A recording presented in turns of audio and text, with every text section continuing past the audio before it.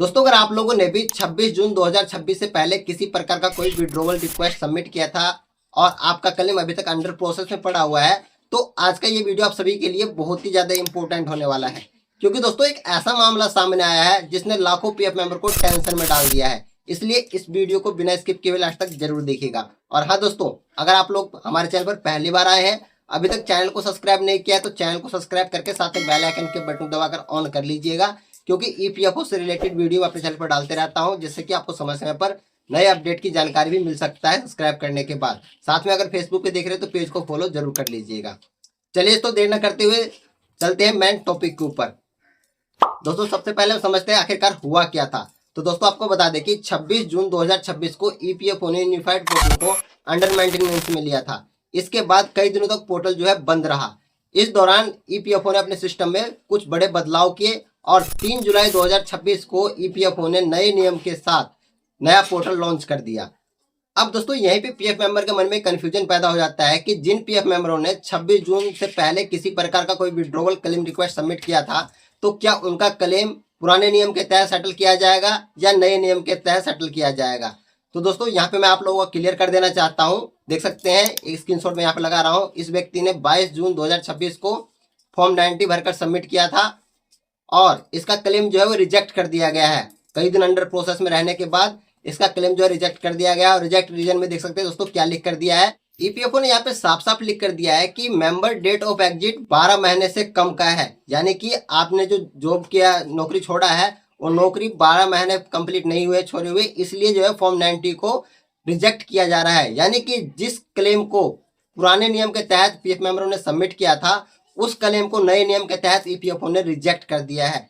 अब दोस्तों, यही चर्चा का विषय पीएफ मेंबरों के बीच में बना हुआ है। और दोस्तों, एक पीएफ मेंबर का रिजेक्ट नहीं हुआ है, बहुत सारे पीएफ मेंबर का रिजेक्ट हुआ है। आपका हुआ है या नहीं हुआ है, कमेंट बॉक्स में कमेंट करके जरूर बताइएगा।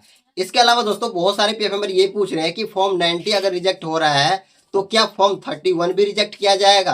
क्योंकि नया नियम तो अब लागू अगर किया गया है पीएफओ द्वारा, तो फॉर्म 90 पे भी किया गया होगा, फॉर्म 10C पे भी किया गया होगा और फॉर्म 31 पे भी किया गया होगा। तो दोस्तों, सबसे पहले तो मैं आपको ये बता देना चाहता हूँ कि अभी तक ईपीएफओ ने किसी प्रकार का कोई जानकारी जो है शेयर नहीं किया है पीएफ मेंबरों के साथ कि फॉर्म 31 भी रिजेक्ट किया जाएगा या नहीं किया जाएगा। लेकिन दोस्तों, फॉर्म 90 में भी किसी प्रकार का कोई नोटिफिकेशन ईपीएफओ ने जारी नहीं किया था और सीधा क्लेम रिजेक्ट करना स्टार्ट कर दिया है। तो हो सकता है कि फॉर्म 31 भी जो है पीएफ मेंबरों का वो भी रिजेक्ट किया जाए और उसे फिर से कहा जाए कि नए नियम के तहत आप इस फॉर्म को भरिए। बाकी दोस्तों, आप में से अगर किसी पीएफ मेंबर ने फॉर्म 31 भरा है तो एक बार जरूर स्टेटस चेक कीजिएगा कि आपका रिजेक्ट हुआ है या अप्रूवल हुआ है। अगर रिजेक्ट हुआ है तो कमेंट बॉक्स में कमेंट करके जरूर बताइएगा किस कारण से रिजेक्ट हुआ है, और अगर अप्रूवल हुआ है तो भी बताइएगा ताकि पीएफ मेंबर को पता चल सके।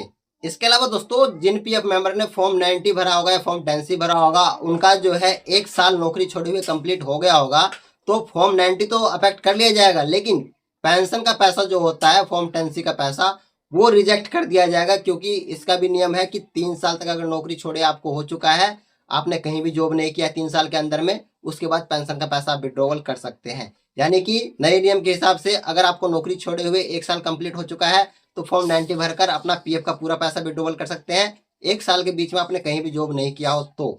और इसके अलावा अगर आप ये पेंशन का पूरा पैसा विड्रॉवल करना चाहते हैं तो आपको 3 साल नौकरी छोड़े हुए कंप्लीट हो जाना चाहिए। इस दौरान आपने कहीं भी जॉब नहीं किया हो, 3 साल तक बेरोजगार है, तो उसके बाद पेंशन का पूरा पैसा विड्रॉवल कर सकते हैं। 9.5 साल से कम की सर्विस है तो। लेकिन दोस्तों, ईपीएफ को यहाँ पे सरासर गलत कर रहा है, क्योंकि पुराने नियम के तहत अगर पीएफ विड्रॉवल रिक्वेस्ट सबमिट किया गया है तो उसको पुराने नियम के तहत ही सेटल करना चाहिए। लेकिन ईपीएफओ ने कहीं पे भी इसकी जानकारी नहीं दी कि क्लेम रिजेक्ट होगा या पास किया जाएगा, और अब रिजेक्ट करना स्टार्ट कर दिया ईपीएफओ ने। तो इसका मतलब है कि फॉर्म 10C, फॉर्म 90 या फॉर्म 31, ये नियम जो है पुराने नियम जो है बंद कर दिए गए हैं।